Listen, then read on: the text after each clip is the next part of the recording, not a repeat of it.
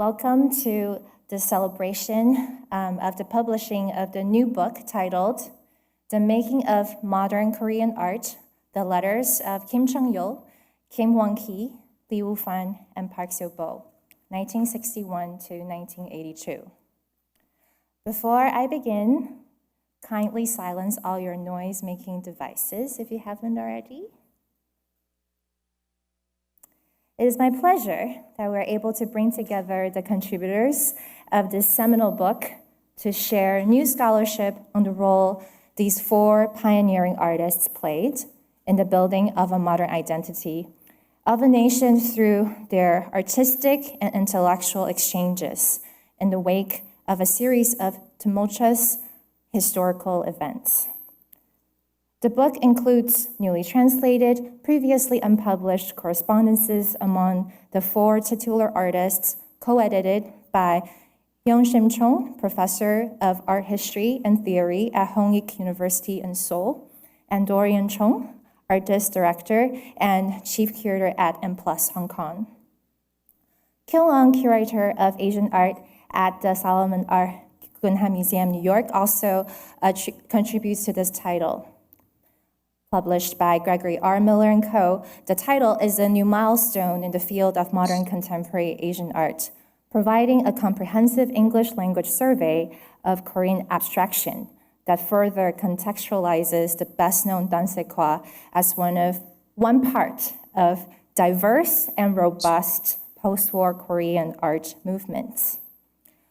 Today's program is co-presented with Tina Kim Gallery and will be in two parts. The first half will be a conversation among Lee Ufan, Doryun Chong, and Andrew Russeth, editor of Artnet News Pro.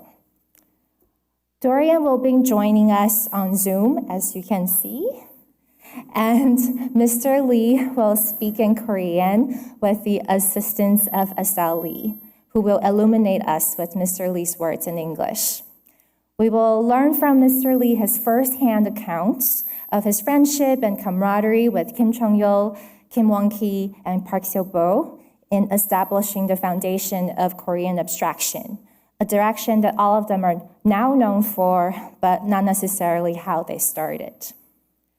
The second part of the program, Andrew will be joined by Yeon Shim Chung and Kyung An to tell us more about how this book came about, why it is important to make this book right now, and in other words, filling us in on the journey of research and perhaps some of their discoveries and observations along the journey. You have all the extended speaker biographies on our website, so I will not repeat here. And I would just very quickly share with you that we're certainly in a treat this evening to be hearing from all of our speakers tonight. And we are also very honored that we have many of the contributors and supporters to the book, including the families of the titular artists here in the audience tonight. It is truly a privilege to be able to play host and share this historical moment with all of you. I would also like to take this opportunity, joined by Tina Kim Gallery, to thank the supporters of the event tonight. Gina H. Sun and Gregory P. Lee, Y.S. Kim Foundation, and Hee Jong Moon. Thank you for your generosity. We have 4 exhibitions on view this spring, and for the Art Fair weekend, we have a wonderful North American premiere of Chinese artist Yang Fudong's film, Sparrow on the Sea, co-commissioned by M+ and Art Basel last year, and it will be screened here on Sunday, May 11th at 3 p.m., followed by a conversation with the artist, moderated by me. Young's seminal film, 7 Intellectuals in a Bamboo Forest, drawing inspiration from the historical figures who developed a way to cope during a political turbulent era in the 3rd and 4th centuries, is in our collection and on view through August. For more information on the arts and culture programming, please see our website and for more information. Now, without further ado, please welcome our speakers for the first panel, Mr. Lee Ufan, Doryun Chong, and Andrew Russeth. So Doryun, we are really sad that you are not here with us, but grateful that you've woken up bright and early, bright, very early in Hong Kong. And so if you would, do you want to get us started and discuss the book and lead the way here? Sure. I know that, of course, the next panel is dedicated to specifically talking about the book, how it came about, and we will have a chance to hear from Yeon Shim and Kyung. But since we have Mr. Lee here, I thought Andrew, you and I could perhaps prompt him and get to hear from him directly his recollection of the time, the period that is covered in this book. But by way of introduction, perhaps I think we have slides there. That maybe I can just start by start with my own memory. The honor and pleasure of having had a number of encounters with Mr. Lee Ufan over the years. So for me, one of the most memorable and meaningful moments I've had with Mr. Lee, I can mention here, is around the time of the opening of an exhibition I organized in New York, called Tokyo 1955-1970, A New Avant-Garde, which was at MoMA in 2012.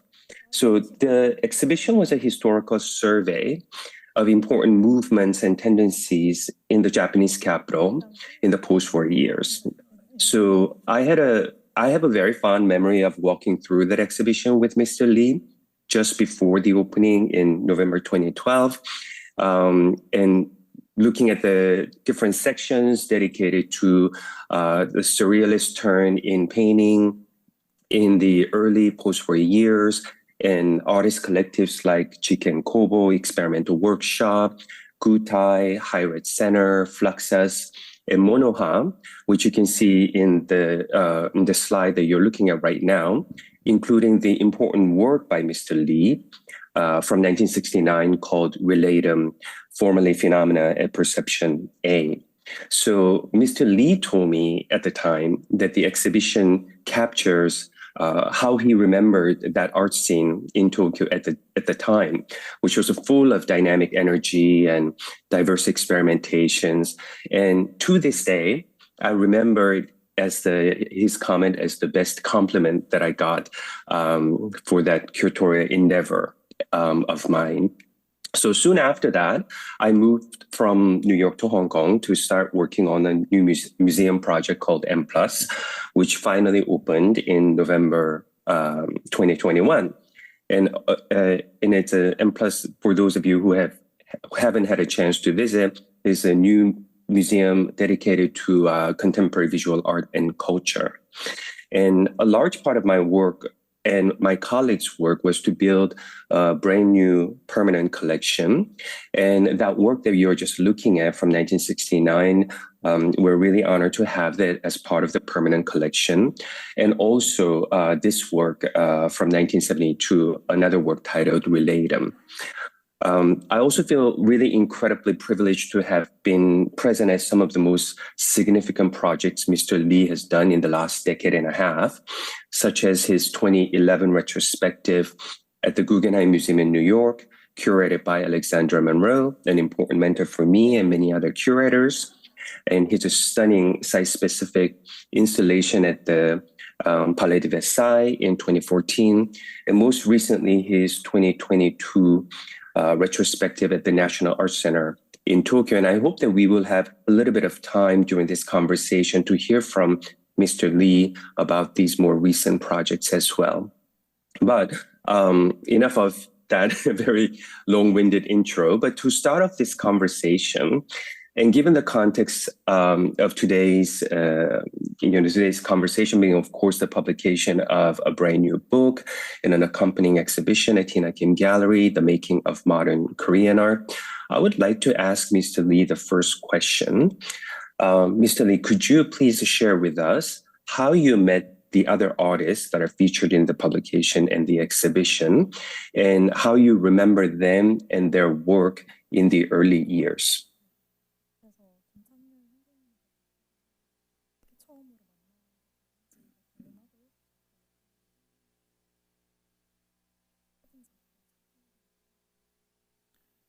안녕하세요. 이완입니다. 내가 처음으로 박서보 선생을 만난 것은 1968년 도쿄 내셔널 뮤지엄 오브 아트 모던 아트라는 근대미술관에서 한국현대회화전이라는 게 있었습니다. 그 한국현대회화전이 여름에 열렸었는데 그때에 박서보 선생이 일본에 오셔서 처음으로 만났습니다. 처음으로 만나서 처음 만났는데도 금방 오랫동안 만난 것처럼 그 호텔에서 꼬박 박서보 선생 방에서 밤을 새우고 여러 가지 얘기도 나누고 해서 그 다음에 그냥 박 선생이 돌아가실 때까지 오랜 사귐새가 되었습니다. 그런데 박 선생은 대단히 일반적으로는 개인주의라든지 자기 생각이 두드러진다든지 그렇게 얘기가 되지만은 나하고의 관계에 있어서는 언제나 대단히 열이 많으시고 그 열이 자기를 위한 것이 아니고 한국 현대미술을 어떻게 하면 정리하고 바깥에 알릴 수 있을까 오로지 그 생각을 늘 나한테 부딪혀 오면서 여러 가지 지혜나 힘이 있으면은 모아서 같이 합쳐서 한국 현대미술을 좀 더 발전시키고 바깥에 알립시다 하는 그런 생각으로 일관되어 있었던 분으로 여깁니다. Okay. Hello, my name is Lee Ufan. My first meeting with Park Seo-Bo was in 1968 at the Tokyo National Museum of Modern Art at a exhibit called Korean Modern Painting. It was summertime, I believe, and it was the first time Mr. Park had come to Japan for the first time for this exhibit. And even though we had met for the first time, it really felt like I was meeting a friend that I had known for a very long time, an old friend. And I remember just being in his hotel room and just like spending the entire night just talking to him because we just clicked very well. And I do remember this friendship continuing on till he passed. Mr. Park, he is known artistically for his very individual style, but in my relationship with Mr. Park, he was a very passionate and very passionate person, especially not just for himself, but for the advancement of Korean modern art in the world. He was always trying to gain ideas from me of how can we showcase more of Korean modern art to the world, and he asked to bounce off ideas with each other, asked for support if he needed any, and so I remember that was his very big mission on his mind. 그리고 김창열 선생은 1971년에 파리 비엔날에 참가하기 위해서 처음으로 파리에 갔습니다. 그리고 박서보 선생의 소개로 박서보 선생이 미리 김창열 선생에게 편지를 띄워놓고 그래서 내가 파리에 갔을 때에 공항까지 마중도 나오시고 그 다음에는 그냥 뭐 지리도 모르고 말도 잘 안 통하고 뭐 여러 가지 뭐 경제적인 사정도 있고 그 어려움이 대단히 많은 걸 몽땅 책임지고 늘 같이 파리에서 동행하는 평생을 그렇게 보낸 셈인데 박서보 선생과 달라서 김창일 선생은 뉴욕 생활도 잠깐 있었지만은 원래가 문학 청년적인 부분이 많은 분입니다. 그래서 늘 만나면은 문학 얘기, 특히 슈레알리즘에 대한 얘기, 그리고 자기가 지금 하고 싶은 일이 어떤 일이 잘 안 되고 어떤 일이 좀 되는데 어떻게 생각하는가 하는 아주 개인적인, 대단히 개인적인 그런 얘기, 그런 자기의 구체적인 그런 얘기와 더불어서 문학 얘기가 주로였고, 그래서 김창렬 선생의 작품은 전쟁을 겪은 아주 그 처참한 그런 것이 녹아내려서 한 단계, 두 단계를 건너뛰어서 그게 현실적으로 금방 와 닿지는 않지만은 그게 아주 냉정하게 그 뭔가 그림으로서의 하나의 장을 마련하는 데에 그 시율적인 생각이 잘 현상화된 거 아닌가 그렇게 생각하고, 그러면서도 차츰차츰 이제 70년 그 중반 전후해서 한국에 가기 시작해서 다시 한국에서 다 여러 사람들이 모이게 되는데, 그 물론 자기 나라에 대한 애착심이나 여러 가지 많은 경험이나 그런 것을 서로 나누고 한 점이 있지만은 늘 자기의 개인의 생각이 얼마만큼 갈 수 있을까, 그것이 얼마만큼 회화로 전개할 수 있을까, 그런 데에 아주 몰두한 그런 작가로 여겨왔습니다. In the case of painter Kim Tschang-Yeul, I first met him at the Paris Biennale in 1971. I think I was attending for the first time, and because Park Seo-Bo already knew Kim Tschang-Yeul, Park had already sent a letter in advance to Kim to let him know that I was coming to Paris. And I remember Kim coming to the airport to greet me in Paris, and despite all the geographical challenges and the linguistic challenges that Paris posed, he was someone who took full responsibility of making sure that I was, making my way through Paris, and took just great care of me during my time in Paris. Kim Tschang-Yeul also has lived in New York for some time, but what I remember a lot about Kim is that he is a painter, but he is also a very literary person. So he was very passionate about literature, and when we had conversations, he would talk a lot about what was going well in his work, what wasn't going as well in his work, and he shared a lot of very personal and very specific details along with, literary commentaries sprinkled here and there. I think when I think about Kim Tschang-Yeul's work, I think his work really has a sense of encapsulating and holding an essence of the post-war trauma that has really plagued that generation specifically.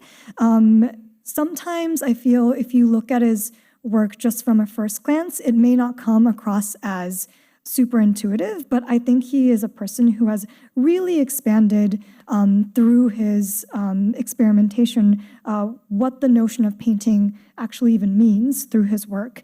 In the mid-70s, I remember that he relocated to Korea, though he did go back and forth.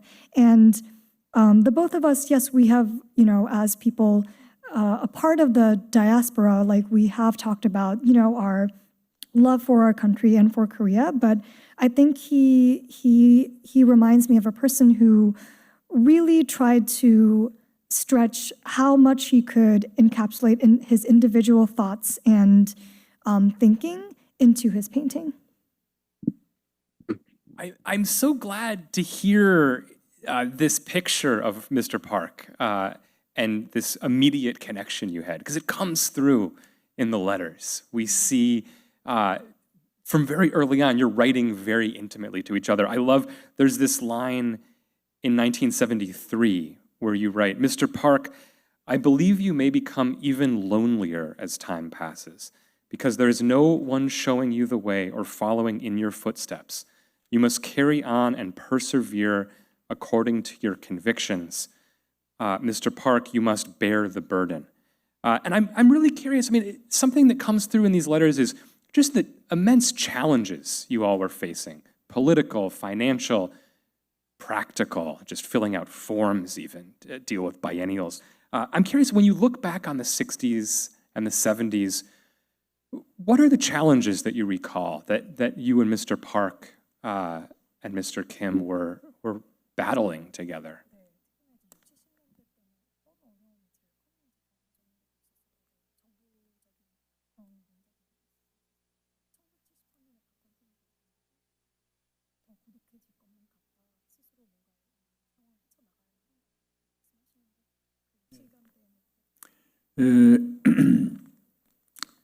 대단히 델케이트한 부분도 있습니다.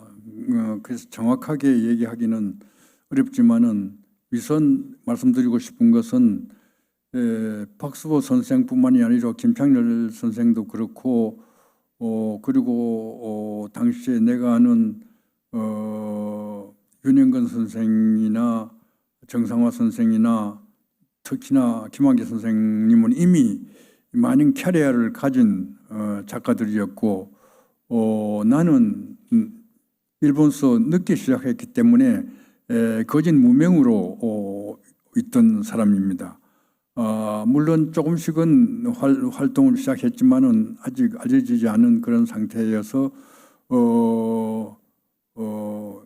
아주 좋은 선배들을 만난 그런 기쁨도 있지만은 또 일본에서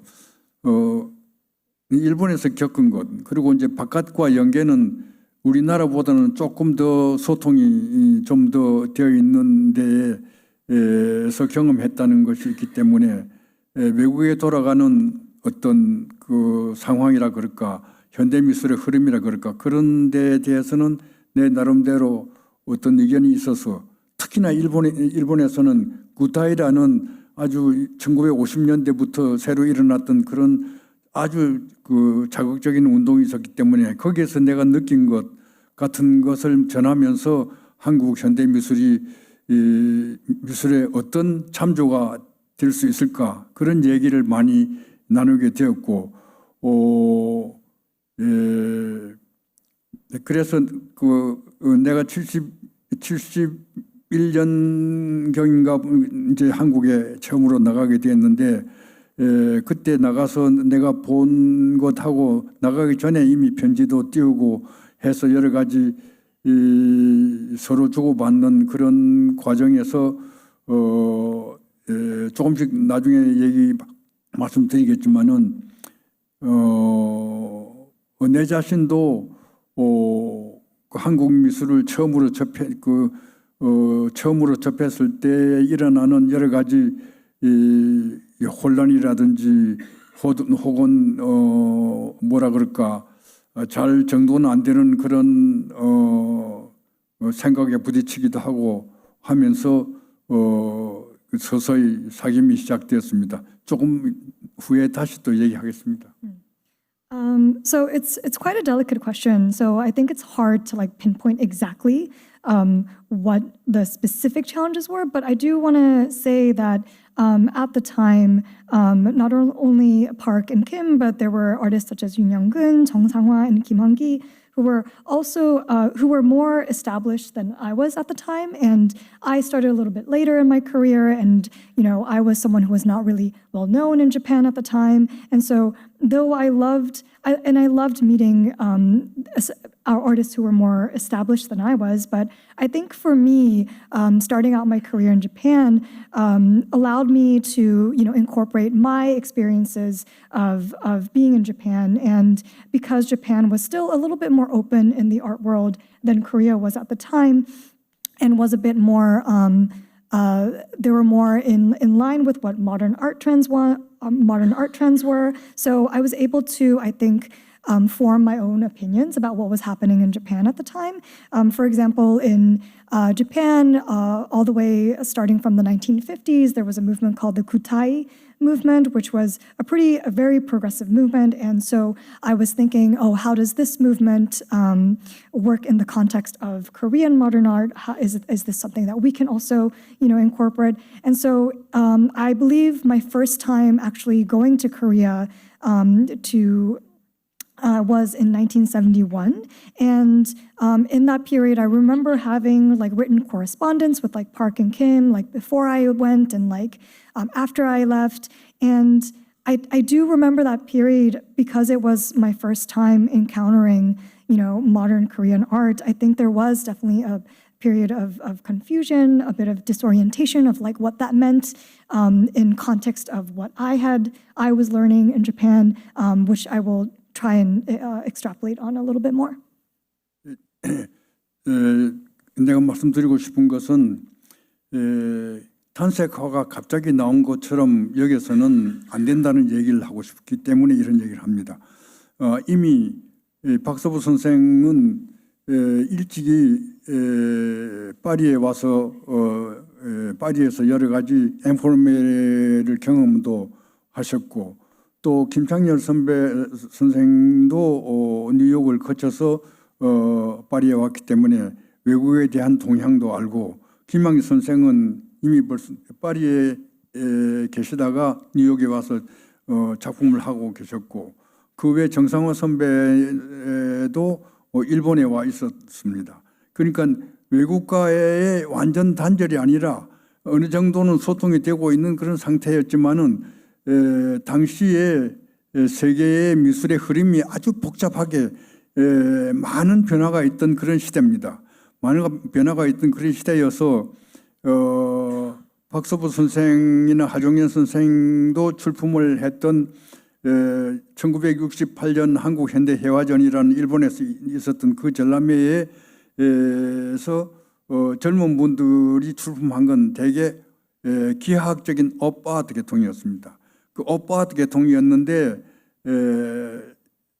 일본에 와 보고 그리고 이제 그 내 얘기랑 여러 가지 주변 사정을 보고는 돌아가셔서 그걸 다 집어치웠어요. 그리고는 또 뭔가 또 다른 정보를 접해가지고 또 다른 허상이라든지 뭐라 그럴까 비현실적인 이미지와 한국의 현실이 너무 비참하고 아주 가난하고 군정시대가 되고 하기 때문에 복잡한 그런 데 시작해야 되기 때문에 혼란이 많이 일어났다 하는 얘기를 여러분들이 아시는 게 좋을 것 같다는 얘기. 그러니까 새로운 여러 가지 세계의 미술의 조류와 또 혹은 한국의 현실이 아주 어렵고 가난한 그런 것과 여러 가지 얽혀 있었는데 내가 할 수 있는 얘기는 그 선배들이 다 인포메일도 경험하고 했으니까 세상 돌아가는 그거에 너무 관심을 보기보다는 내가 일본에서 보니까 구타이라는 사람들은 전쟁에 졌을 때 잃을 게 없으니까 우리는 처음부터 시작하자 하는 그렇게 하더라. 그러니까 그런 정신, 그런 태도 같은 것이 좀 더 필요하니까 우리는 바깥을 아는 것도 좋지만은 일단은 답을 알아서로 돌아갈 수 있는 건 아니지만은 가능한 대로 처음부터 시작하는 그런 생각으로 뭔가 주변을 살피면서 뭔가 할 수 있는 일을 찾읍시다 하는 그런 얘기를 내가 많이 한 그런 기억이 있습니다. I think what I want to say is that we know of Tansekwa as this art movement, but I just want to emphasize that this did not just come out of the blue. It's not just something that just like came out of thin air.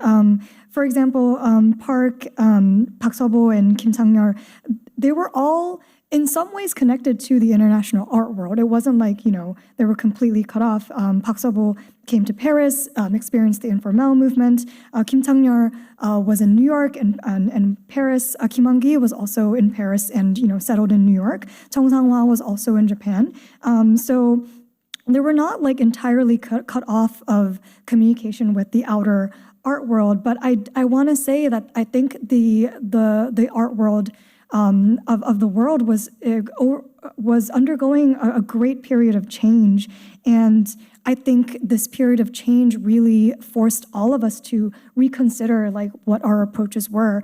For example, Ha Jong-hyun, I think this was in 1948, he was participating in a exhibit for Korean modern painting, and this was more of a geometric op art type style that he was pursuing. But after coming to Japan to visit me and listening to what I had to say about what was going on, he completely abandoned that approach. So as you can see, I think there was a lot of new information that we were trying to incorporate, as well as us dealing with modern Korean society at the time, which was going through a very turbulent time. You know, there was the military dictatorship.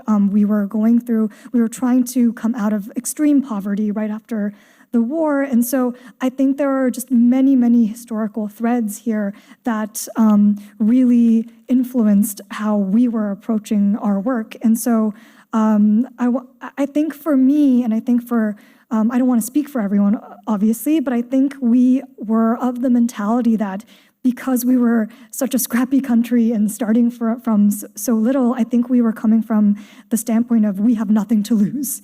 You know, we have nothing to lose. We can start from scratch. And yes, you know, it's important to see what is going on in the international art world, but I think we were also really interested in let's develop things from where we are and where we are at. And yes, we may incorporate some things, but let us start where we are and start afresh and anew. Totally. And I think you're getting at something really interesting, which comes through in the letters, which is just how information was spreading. I mean, I love in the back and forths, you'll be sharing information about what Tokyo Gallery is doing. Oh, they're interested in your work, Mr. Park. And then Mr. Park is writing back to you and saying about the politics in Seoul. Oh, this gallery has richer clients. This gallery is too small maybe for certain works. And you get a sense of what's going on. And so I am curious, how else was information traveling? Were there magazines you were looking at? It sounds like travel was important, but how were you making sense of the changes that you were talking about?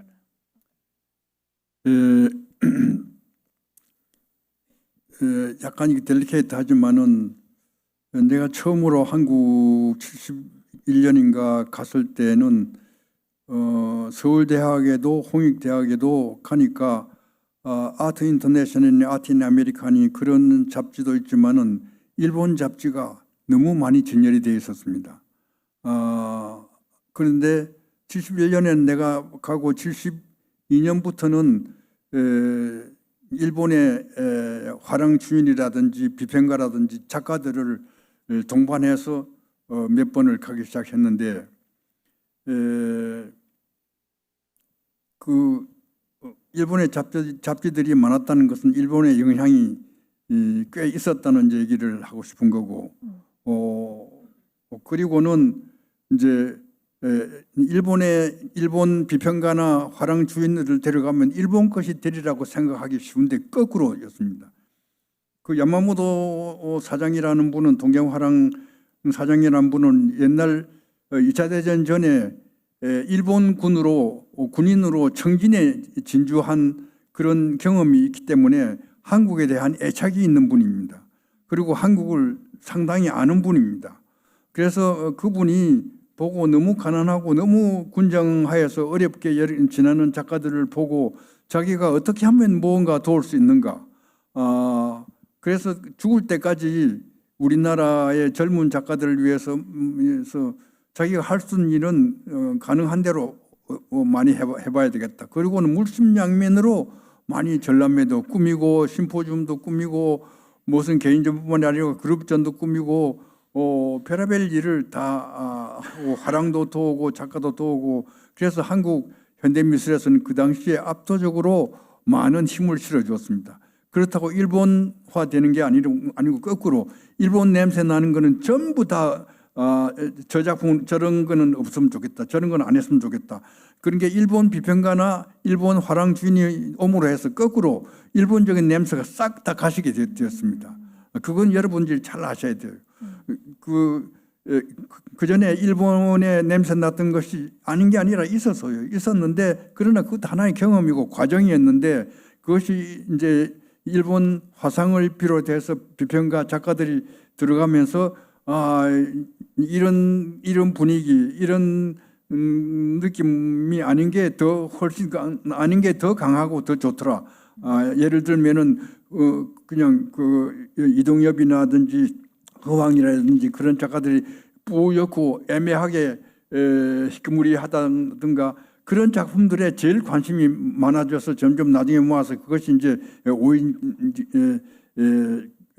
단색의 5인전 그런 전람회로 이어지고 점점 더 그쪽으로 한국 작가들을 더 열심히 하기를 바란다고 부추기고 그렇게 되는 건데 그래서 그 당시에 가난하면 가난한 대로 또 뭔가 잘 안 되면 안 되는 대로 사람들의 작가들의 출발점을 찾도록 그렇게 유도하고 그렇게 도와주는 그런 분위기가 조성된 것은 야마모토 사장 이하 일본의 친구들의 하나의 덕이고 힘이었다고 해도 과언이 아니라고 생각합니다.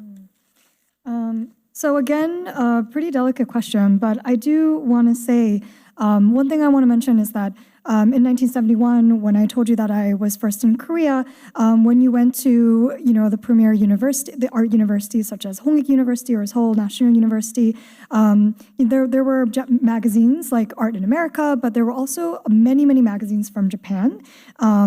And this is to say that, yes, the Japanese influence on the Korean art world was significant, I would say. But once I started coming to Korea, I brought along gallery owners and Japanese gallery owners and Japanese art critics starting from 1972 to come to Korea with me. And yes, you might think then that if they're coming to Korea, then that might mean that the Japanese influence is growing stronger and stronger. But I want to emphasize that that could not be further from the truth. It actually became the opposite because, and I want to especially mention Mr. Yamamoto from Tokyo Gallery at the time, because he was stationed in Korea in World War II as a soldier, he had this fond memory of being in Korea and had a love for Korean art. And he knew that, Korea was going through a difficult time with the dictatorships. And I think he always approached Korean artists and Korean art in the sense of how can I be of service to young artists of Korea? And he did so by, curating exhibits, symposiums, and organizing group exhibits. And I think his prime mission was to really support Korean artists who were just starting out. And so going back to that point of these critics coming and these gallery owners coming did not contribute to our art becoming more Japanese was because they came and they were able to discern between, art that had more Japanese influences compared to work that had a distinctive, Korean and individual quality. And so they were able to say, this feels a bit Japanese. We want to shy away from showing these kinds of works, and we really want to showcase what is coming out here organically from Korea. That is not to say that we did not have any sort of Japanese influence in our works, and it's definitely a process of, it goes back and forth, and there are ebbs and flows, of course, but I think the Japanese critics were able to really say, oh, no, this is like a new art form that I think is, interesting, and you should explore this more. And I think this also, culminates in exhibits like the Tansek 5 Artists exhibition with artist Lee Dong-yeop. And, that was how they started promoting this Tansek movement as well. And so I really want to emphasize that it was really thanks to them, thanks to the Japanese critics and gallery owners' efforts in really supporting what we were trying to do in whatever state we were, whether we were poor, whether we were just starting out. I do really think that they need to be acknowledged. Absolutely, absolutely. And it's painful to say this, but I've received the notice that we should move toward closing. And I do think it's so important to bring this up to the present. So if Doryun, if you maybe want to cue up a way of kind of bringing Mr. Lee's work up to now. Yes, thank you for that, Andrew. So I was just thinking a lot about what Mr. Lee was sharing with us today. A lot of it can be really described as bridging between Japan and Korea especially. But I'm also thinking about the later part of his career, more recent years, where he has spent a lot of time in Europe, especially in France, and more in North America, especially in the United States. So I would like to sort of hear his Mr. Lee's reflection on some of his more recent projects in Europe, especially the foundation that he set up in Arles in south of France, and also his long-term projects that he has been doing at Dia Beacon. And, these are just incredible changes that he has experienced in his lifetime and in his long career.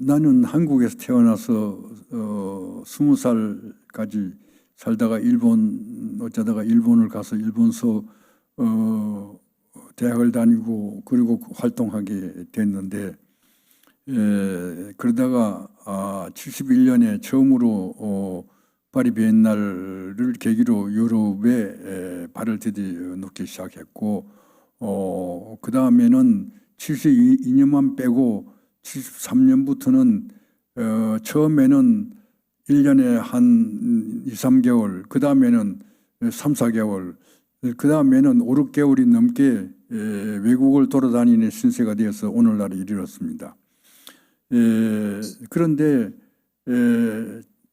초창기에 71년에 파리 비엔날부터 한 10년 넘게 열심히 뛰었지만은 유럽에서는 조금도 인정을 받지 못하고 그리고 그 사람들은 앞에서 재밌다 그러나 같은 테이블에서 하는 일이 아니고 아시아틱 무슨 자포니즘 무슨 코리안 계속 그런 식으로 동양적이다 아시아적이다 일본적 한국적 그래서 늘 제외를 하면서도 또 재밌는 게 제외를 하면서도 늘 그룹전에 끼워준다거나 전람회를 하라든가 화랑에서도 오라 그러든가 그렇게 하면서 한편으로는 신문에 나는 거 보면 또 제쳐버리는 그런 이중적인 그런 많은 소외감을 느끼면서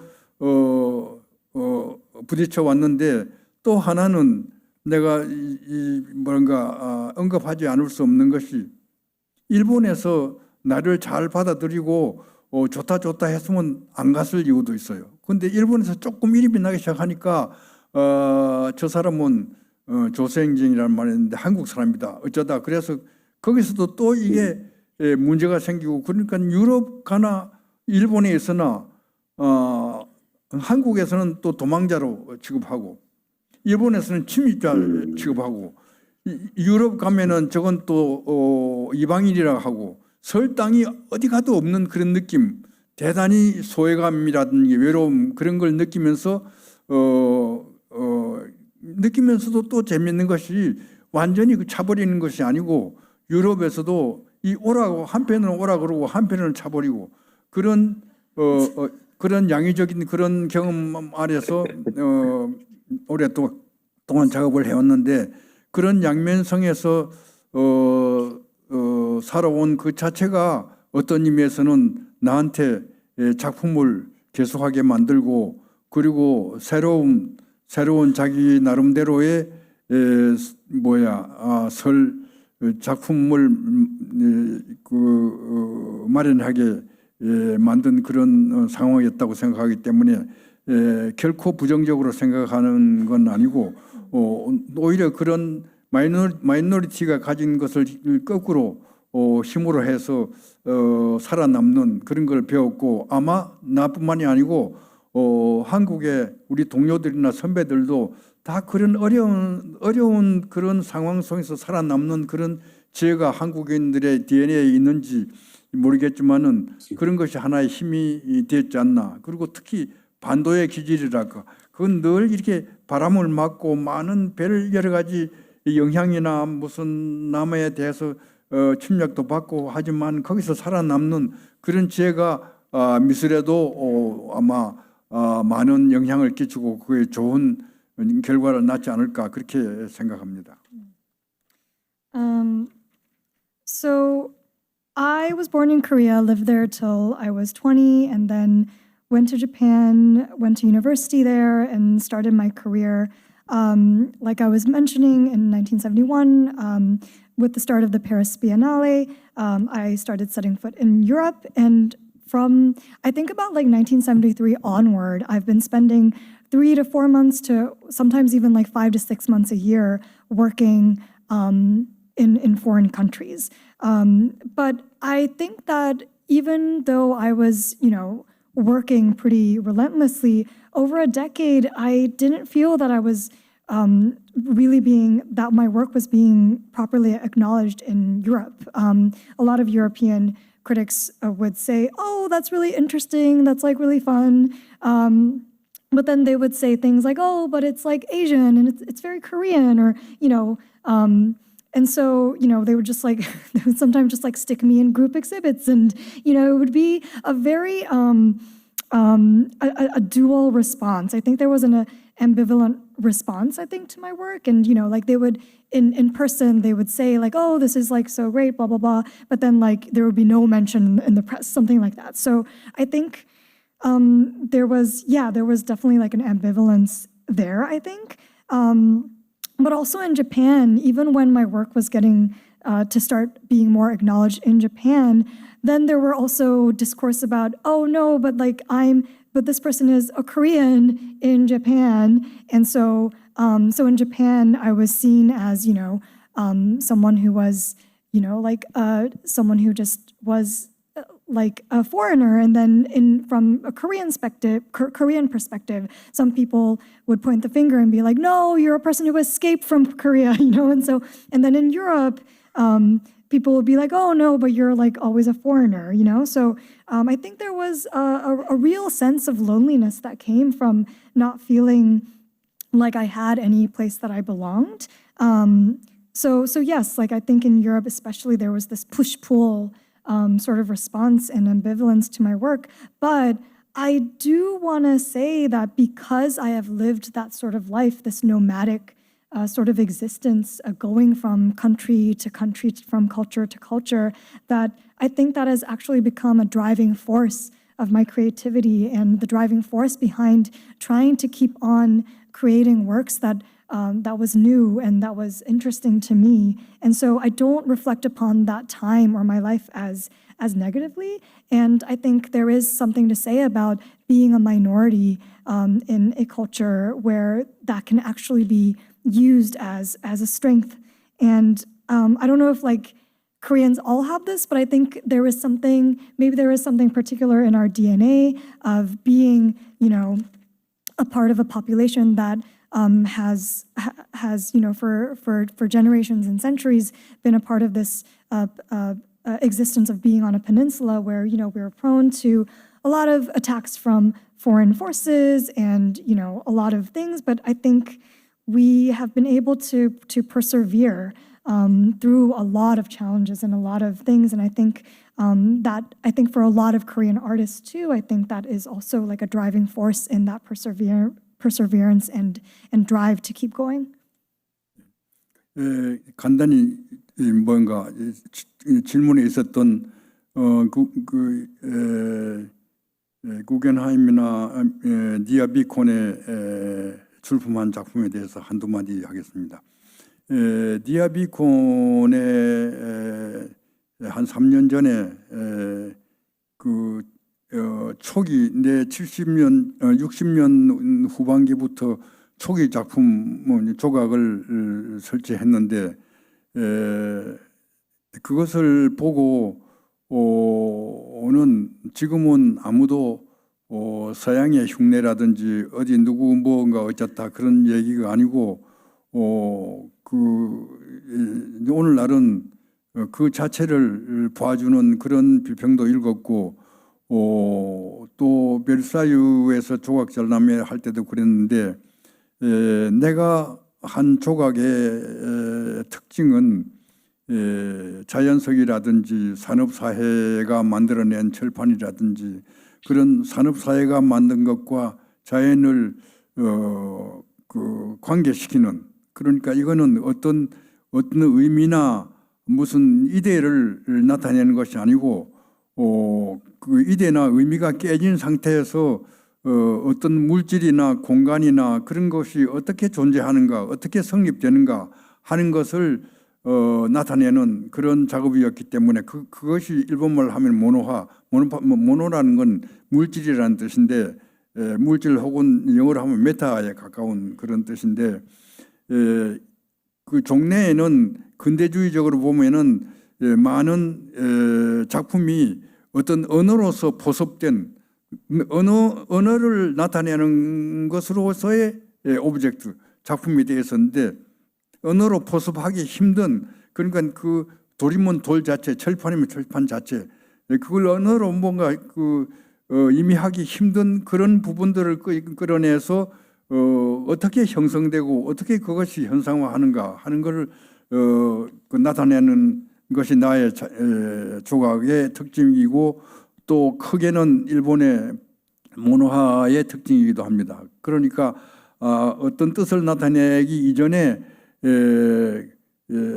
어떤 물건과 물건이 어떻게 성립하는가, 어떻게 관계하는가, 그런 관계의 장으로서의 작품 같은 것으로 출발을 했습니다. 그런 생각이었기 때문에 그것이 이제 시간이 가고 오랜 동안 계속 그걸 10년, 20년, 30년, 40년 해오니까 이제는 그걸 보고 그냥 아시아틱 혹은 한국적, 일본적 그런 얘기를 최근에는 거진 하질 않습니다. 어쩌다가 그런 소리를 듣기도 하지만 그건 전혀 또 별개의 문제고 초창기와는 전혀 달리 내가 하고 있는 작품 자체를 가능한 대로 보고 거기서 뭔가 보는 사람의 입장을 나타내는 그런 쪽으로 흘렀는데 그것은 물론 내 개인의 힘이 아니고 이 사회가 세계가 많이 변해가지고 오늘날 아세안은 정치적으로나 경제적으로나 문화적으로나 많이 업그레이드 돼서 뭔가 그냥 멸시하는 그런 대상이 아니게 되었습니다. 그래서 한국도 그렇고 일본이나 중국이나 이 아세아의 힘이 크게 부각되면서 그 힘도 내가 많이 받고 거기에 내 자신의 여러 가지 노력이나 생각도 많이 형상화되어서 오늘날을 어느 정도 그게 인정받는 그런 차원이 되었다고 생각합니다. 그러니까 작품들이 이 평가를 받기 위해서는 개인의 힘만 가지고 되는 것이 아니고 그 상황이나 그 역사가 어느 정도 세계에서 어느 정도 균등하게 또 혹은 자유롭게 서로 인정받는 그런 사회까지 가지 않으면은 제대로 봐주지 않는다 하는 그런 얘기도 들 것 같습니다. Just to, touch upon what you asked about my work at Dia Beacon and the Guggenheim with my sculptural works. So 3 years ago, in the late 60s, I had some sculpture works. And nowadays, what I'm really feeling with my sculpture works is that no one is questioning like an Asian influence in these sculpture works, especially with my sculpture works at Dia Beacon and Versailles.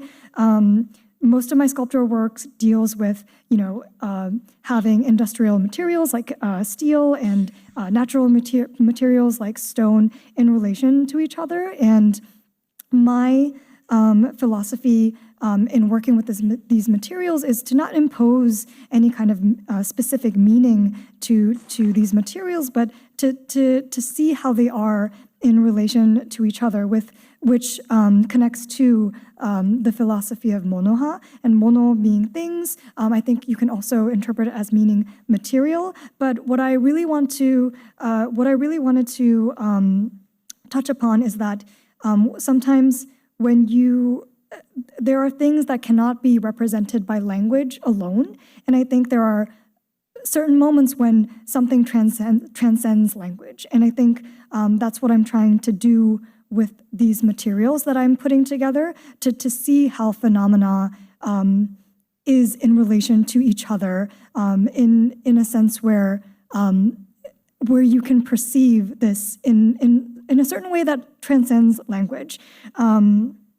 And so for me, I think I've been really, really working on this for 10, 20, 30 years. And I think finally, I don't think that critics or people are commenting on it as like Asian or Japanese. And I think they are finally seeing the work exactly for what it is, as well as allowing the viewer to actually just see what it is for themselves.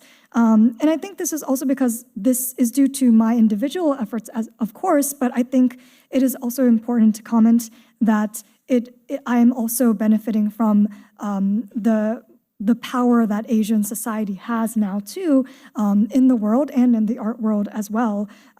So I think, my individual efforts and, so the power of society as a whole has come together to make this possible. I think when we think about artists, we always think about, their individual efforts and talents, but I think this always has to be seen in context, what the historical context is, what the situational context is, the economic context. And so I think this has been possible because Asian society itself has advanced tremendously to allow for this kind of perception.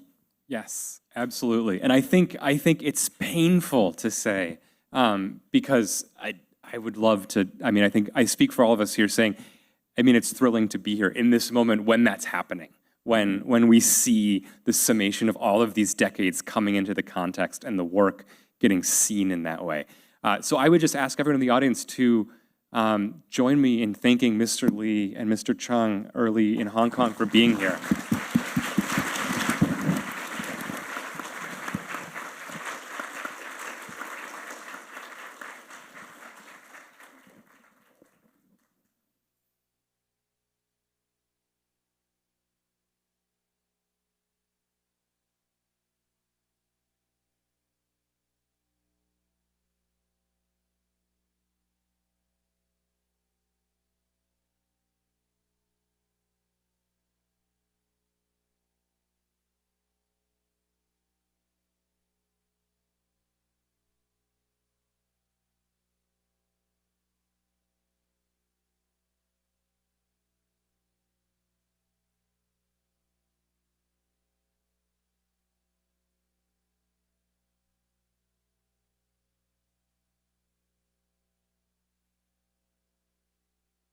In probably 30 seconds. And this is... Yeah. So we're going to take the stage and we're going to delve into now the project of the book and the letters and how that came about. And then we'll break for the reception at about 7:30 or so.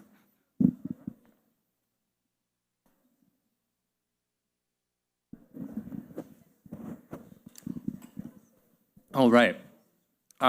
Thank you again to Mr. Lee for being here at the end of a busy week. And thank you for coming in the rain at the end of a busy week. And thank you again to Doryun for doing it in Hong Kong. I am so thrilled to be here because as you see the book in front of us, this is a monumental achievement. I think this is a book that if you're new to the field, which I think most people here in the audience seem like they may be familiar with some of the work. But if you're new to it, it's a great introduction. Let's just delve into it. How did it come about? How did this project come to be? Yeah, I need to talk about how Doryun and I, Tina, worked on this book project together. I remember it was in the fall of 2021 during the pandemic. one day Tina Kim called me up saying that she found a lot of letters at the estate of Kim Tschang-Yeul in Paris. That was handled by Whanki, the second son of Kim Tschang-Yeul. And she said, a lot of letters, but I had a lot of Chinese characters she could not recognize. So she said, can you look at them? And she thought it's very important. I look at them, and the first letter, actually, there was Kim Tschang-Yeul's letter that was talking about 1961 Paris Biennial, and also he talked about Park Seo-Bo's participation at the Gender Peinture du Monde à Paris, Young Painters of the World in Paris exhibition, which was very important. And so then I thought, oh, this is more than just the personal letters. Then I told Tina Kim that it looks very important, and we decided to visit Park Seo-Bo. At that time, he was quite healthy. And as soon as he saw us, he talked about the 1961 events for 3 or 4 hours. We did not have lunch. We are like so hungry, but he kept explaining from 11 to 3 o'clock, 3 p.m. And I thought whenever he talked about it, I thought, oh, there must be some exaggeration. But when I read actually Kim Tschang-Yeul's letter that was housed at Park Seo-Bo Foundation, everything was true. So I thought it's just more than letter, it's more than just a personal document. Then we decided that this becomes a set of correspondence between Park Seo-Bo and Kim Tschang-Yeul. And then, thanks to Park Seo-Bo Foundation, we found a lot of Yeon's letters. And we listened to his talk. He talked about 1968, a contemporary painting exhibition that was held at the National Museum of Modern Art in Tokyo, which was really important. And that's where he met, Mr. Whanki met Park Seo-Bo. So that event was also described in this letter. The first correspondence between Yeon and Park Seo-Bo was starting from just right after the exhibition, the end of August and early September in 1968. I thought that this is also very important. And then I told Tina and Doryun that we have to find Park Seo-Bo letters, right, at the possession of Yeon. Then Doryun and Tina, they went to Paris and they went to Japan to meet him. And he said, the letters are quite personal and it cannot be of any significance. And we tried to convince him these letters are historically important because in Korea we have no documents or documentations of international exhibitions because in the 60s and 70s, as you know, Korean economically beginning to booming, but still we are kind of closed society so that no official documentation that have been taking place in the Korean archives so that it can fill the gap that were missing in the post-war Korean art history.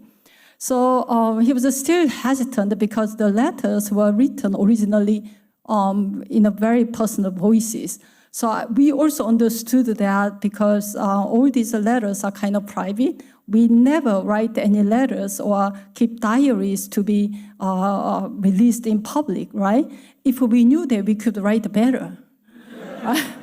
So that then he was still hesitant. So I contacted Mina Lee, the first daughter of Yeon. It was also described in his letter. And I explained all the situation, and she said, oh, these letters are very important because she's also art historian and art professor at Tokyo Geidai, one of the prestigious art schools in Japan. She said, I will make all my efforts to convince the artist. It worked. So the power of Mina Lee. So thanks to her, we had another set of correspondence between Park Seo-Bo and Yeon. that really talks about a lot of international exhibitions, 1971 Paris Biennial, that Mr. Lee also mentioned, and also Cannes International Exhibition in France, and also São Paulo Biennial. So many important exhibitions. It's really about the history of international exhibitions as well. So now we have another set, the Kim Han-gi letters. Kim Han-gi was a teacher for Park Seo-Bo and Kim Tschang-Yeul because Whanki taught at Hongik University and Seoul National University. So Yeon also had a lot of Kim Han-gi letters. And then actually Kim Tschang-Yeul also very close to Kim Hwan-ki because he basically came to America, came to New York in the winter of 1965 because Hwan-ki recommended the Rockefeller Foundation. So it's very important to have this book talk at Asia Society. And then all these letters were, I think, put together as a final chapter. So one day I hope Mina Lee and also other scholars will work on these letters again because we selected some of the letters and they translated into English. So I think that this is a really historically very important document. And luckily, Mr. Park Seo-Bo had archival fever. Yes, in a very good way. So maybe he felt the Korean government at that time was not really stable and he did not trust. And also he was obsessed with documenting young artist voices going against the national exhibition, which was called Guggenheim. So he tried to document everything in detail. So he has amazing information. I think MMCA, Korean National Museum of Art Archives are important, but also Park Seo-Bo Foundation has not only Park Seo-Bo documents, but also all kinds of other Dansekwa artists as well. So this is my journey and endeavor. And I'm gonna follow up on what you've just said and steal a question from Kyung. I mean, we were talking earlier on about before the panel, just how you went about selecting the kind of narrative you wanted to show, or obviously there's so much material. How did you pick and choose what to get in? Yeah, first I actually transcribed all the letters that I received. I found at Park Seo-Bo Foundation. But sometimes the letters are very personal. And this is actually our first also experiments in publishing these materials. So we excluded too personal things. And also sometimes the foundations and estate, they're very hesitant in releasing certain documents. And we also understand. So we selected a kind of semi-official and official documents that could be more historically important. Yeah. Wonderful. Kyung, maybe you could provide some context for us. I feel like the theme of internationalism has come up. Mr. Lee was talking about the kind of nomadic lifestyle he led. Can you kind of set us back in the 60s and the 70s as these artists were making their way and kind of talk about the importance of that international stage in which they were navigating? Sure. Hi, everyone. I'm Kyung. I'm a curator at the Guggenheim, and I had the pleasure of writing an essay focusing on the Paris Biennial of the early 1960s for this amazing book. And before I answer your question, I just want to say, Shim just said, "Oh, I just transcribed all the letters." Like having done, multiple books of, high standard, scholarship, I will say it's so much work to transcribe letters that are not only just written in Korean, but also contain a lot of Chinese characters. And so it's really a testament to, many art historians, gallerists like Tina Kim, and obviously artists themselves who kept all these letters to bring, to keep the history and the stories alive. And it's really amazing to see this publication be presented here in New York. I think what really touched me reading these letters, and actually I got to read some letters that were transcribed into Korean but never made it into the book in English. What really touched me was this kind of urgent need that all the artists felt to exhibit abroad, to join what they call the international rankings of contemporary art at the time. South Korea, as many of you know, had undergone occupation by the Japanese from 1910 to 45, and then there was the division of the peninsula into North and South Korea. So the question of who are we, who am I, is very important, right? The way that Korean art is taught in Korean universities, as you also might know, there was a division between the oil-based paintings and the traditional ink paintings, as well as other mediums. So there's this constant tension between this kind of trifecta, I would say, of Korean, contemporary, international, constantly negotiating, and what are the forces at play. And so these artists, you can see that they felt that it was very urgent to take out into the world what is Korean contemporary art, to show that we are doing something amazing, that we have something that is unique, that is our own visual language, that is pertinent to the particular geopolitical, historical, material conditions within which they're living and they're responding to, even if they're sometimes looking at languages taking place in Japan or abroad through the magazines that Mr. Lee mentioned. And I think, the biennial format was so important. Yes, exhibitions that focused on Korean art, like the very important Contemporary Korean Paintings exhibition in 1968, those were important, but that was within the framework of introducing Korean artists. The biennials were quite different, even though they did maintain the national structures of pavilions, the international platform that they provided, the kind of exchange and fluidity of ideas that they could encounter there, that was so important for these artists. And what really touched me while Mr. Lee was talking was, here I am thinking about biennials and all these forces at play, but also the responses that they were facing, right? The reception was also very important. And it had the one thing that they had to contend with was this constant othering by the press, by other artists, by their own peers. So that was another thing that I would also mention. Very important. Yeah. Actually, in the book, it says some good reviews and negative reviews. They had the exhibition, and Kim Whanki was a different story because he was a bit older than other three artists. Park Seo-Bo, Kim Tschang-Yeul, and Lee Ufan, they're very close to each other. And in 1978, do you remember there was a Grand Ballet exhibition?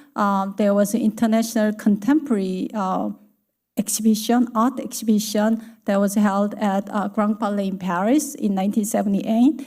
And then in Paris, there was kind of negative reviews about Korean art, Korean participants of Park Seo-Bo and Lee Ufan and other artists, Yoon Hyung-gun, other artists. So then a Korean correspondent in Paris wrote something in Korean presses. Then there was very negative reviews among Korean artists. So Park Seo-Bo needed a kind of artistic solidarity, I would say. So he wrote a lot of things, actually, a lot of letters to Lee Ufan describing this issue. So critic Lee Il and Oh Kwang-soo, and of course Park Seo-Bo and other artists wrote extensively about actually defending their art in the issue of A Space magazine in 1979. So there was about negative review. There was also a positive review in it was 63. That year, actually, Park Seo-Bo participated in the Paris Biennial with sculptor Chegyeon, you're writing in your essay.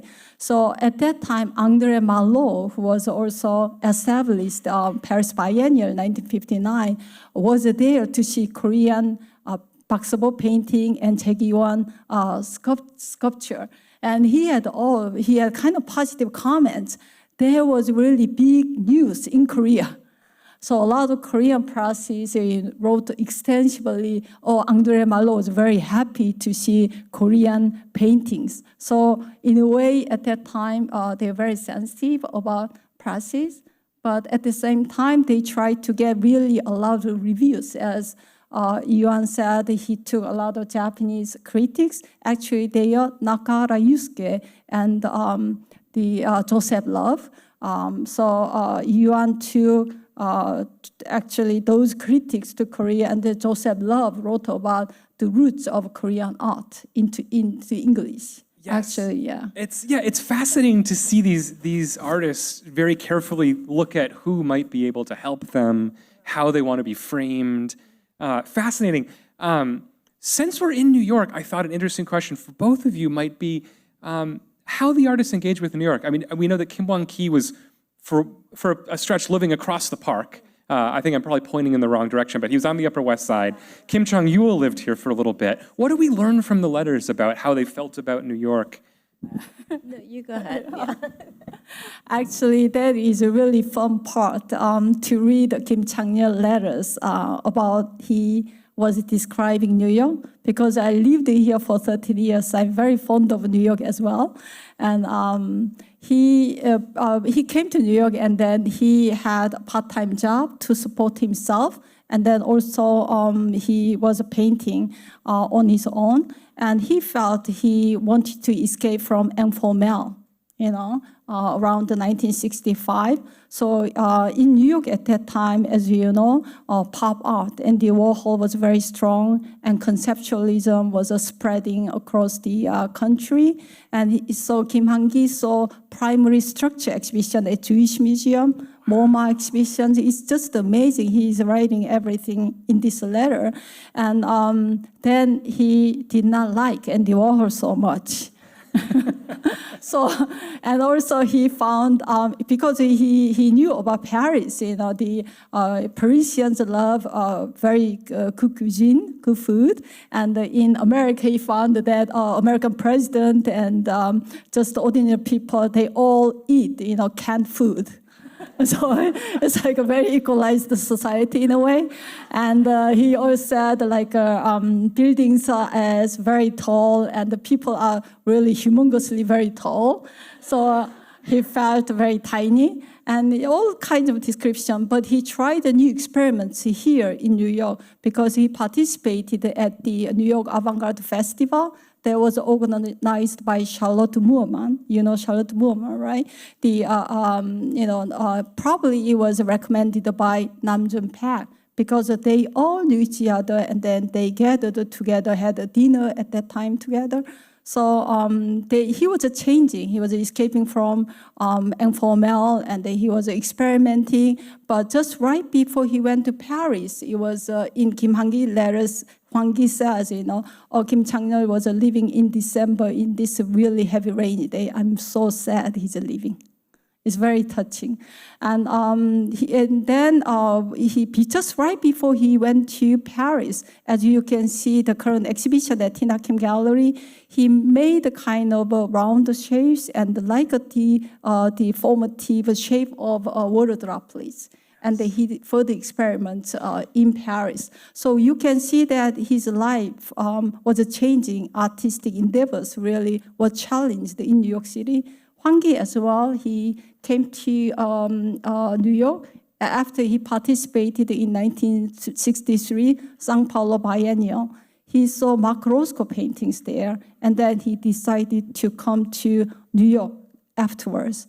So he tried, dot paintings here. So he had his own idiosyncratic abstraction in New York City. So really, New York changed a lot of things for these artists. It's very moving to see that in these letters, the times and the gaps that occur.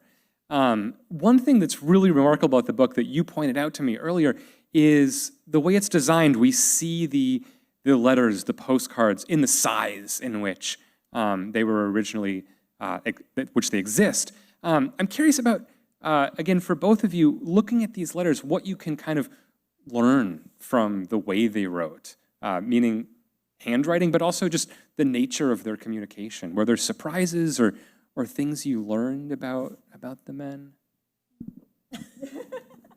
Well, I didn't spend so much time with the material as much as Shim or Doryun. But I would say, just the humanity of being a person living with conviction and, persevering with, your belief in your art and your practice. I think that came through a lot. I love that, in all the letters that I've read, there's so much fondness and respect for each other, that these friendships are things that really held them, together, each person, when they were maybe going through something really difficult, feeling intense loneliness. I remember seeing the Kim An exhibition, was it almost 2 years ago at the Hoam, at Hoam in Korea. And on the walls, they had taken, his words from his own words about just like living in New York. And there's immense kind of loneliness that you feel, being constantly othered and trying to survive. And so there's a lot of tenderness in the letters that I definitely felt. And I know that some of the handwritings are notoriously difficult to decipher. And that's why I think doing something like this when the artists are alive is so important, because you can go to the artists and ask them to, verify things and check things. Afterwards, it's really a detective game. But at this point, while we have artists with us, I hope that these kind of archival and archival works and works on primary documents can continue and flourish. In terms of handwriting, Kim Tschang-Yeul's handwriting was quite sometimes difficult to read, and it's like a swirling, like a water droplets. So, and also, as Mr. Lee said, he loved literature. So it's very metaphorical. Sometimes you have to think it over, really what it means. And he had a lot of actually witty expressions. So we could not really translate literally, because it has metaphoric implications as well. And so there are certain characters that I could not recognize. And I asked other people, and they all said, no, we have no idea. So I went to meet Park Seo-Bo. At that time, he was, in a very good health. So he recognized everything. I thought he's a real friend. And then Yeon's calligraphy is very recognizable. And there is one essay he wrote actually on Park Seo-Bo. It's called Park Seo-Bo, or In the Style of Abandonment. That was written in 1974. And I really like this manuscript, and it's a handwritten manuscript, very beautiful. But at the same time, it has he added corrections and revision, so we can see the way he reaches the final version of this essay. So it's beautifully revised. So we included this original manuscript as well. Yes. It's such a joy to read that and to see it marked out and to see someone thinking on the page. I have a question for Shim, just because we haven't had the chance to talk in person. I had so many questions about the project. So obviously you translated the letters into English, but I think it would be so great to have the letters also in Korean as well for Korean language scholars. So are there plans to do that? Actually, I transcribed all the letters, and then Kim An-soo translated these letters into English. And we thought about it, but sometimes, when I read in Korean, it's very direct. But when you translate into English, it has kind of a critical distance.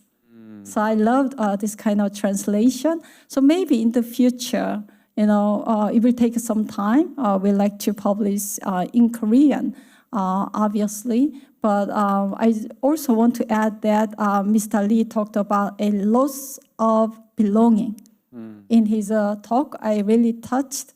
I'm very touched by this expression. I myself felt the same way when I was in New York City and then moving back to Korea. I felt a loss of the belonging. So when I read about these 4 artists' letters, they live, actually, Park Seo-Bo was living in Paris, and then he lived most of his life in Seoul. And Lee Ufan was born in Korea, and then he went to Japan. Whanki was born in Korea, but studied in Japan, came back to Korea, went to Paris, and then Sao Paulo, then New York City. So Kim Tschang-Yeul was born in Korea. He went to New York, Paris, going back and forth between Korea and France. So Korea was their home, but they have another home in Tokyo or Paris, so different places. So they had, in a way, they felt nowhere of their belonging, but at the same time, their belonging everywhere. It's like transnational identities. So I think that this letter is like, in a way, kind of acting as agency, because they represent each city. At this time, they had very limited information, but they knew how to share this important information. So at the same time, I think this letter is like a kind of contact zone where they exchange the ideas. Sometimes they advise, like a mentor. Sometimes they recommend, as you said, different galleries, because in Korea at this time, commercial galleries were being established. So Myeongdong Gallery showed a lot of experimental art. So Yeon had a solo exhibition at Myeongdong. Park Seo-Bo had a solo exhibition at Tokyo Gallery, as well as Kim Tschang-Yeul had a solo exhibition at Tokyo Gallery as well. So they exchanged a lot of ideas. So I think that this letter is like kind of network or network of information. It's like a conceptual art, because information travels around the world without carrying too much weight. So they use the airmail, which is very transparent and light. Yes. And I think that might be a beautiful note to end on, this idea of belonging everywhere, being together in that way. The letter is a point of contact. And so to just finish really quickly, if you'd join me in applauding all of our panelists. As I sort of said earlier, I mean, this is such a rich book that there should be a symposium. There should be many more panels, perhaps when there's another translation. Tina Kim Gallery has asked me to quickly thank people who were involved in making it. They include, in supporting it, it includes Peter Magnon Foundation, Kukje Art and Culture Foundation, Gae-Young Cho and Christopher Chu, Mi-Young Lee and Neil Simpkins. And it will be available for sale outside. And also, shall I add a few more persons? And Eunsu translated beautifully, and also Hoan and Demi helped us a lot. And also Diana Murphy, our copy editor, but also extended editor for this project. She really helped our editorial process. And Alex Lin, he was very meticulous, very demanding. He asked me to measure all the real dimension of the letters. So when you see this letter as a reproduction, that's the actual size, actual dimension of the letters. So Alex Lin should be acknowledged. And I also appreciate Gregory R. Miller, the publisher. Today is his birthday, but he was here to celebrate this project. Thank you so much. I love it. I love it. There is a letter from '79 from Park Seo-Bo to Kim Tschang-Yeul, and after dealing with logistics, he says, Mr. Park writes, "There are heaps of stories to share, but let's plan to talk over soju in Seoul." And I don't know if there's soju outside, but with that spirit, maybe we'll call it and continue conversations outside. And also, thanks, Tina. It was a really great collaboration. Thank you.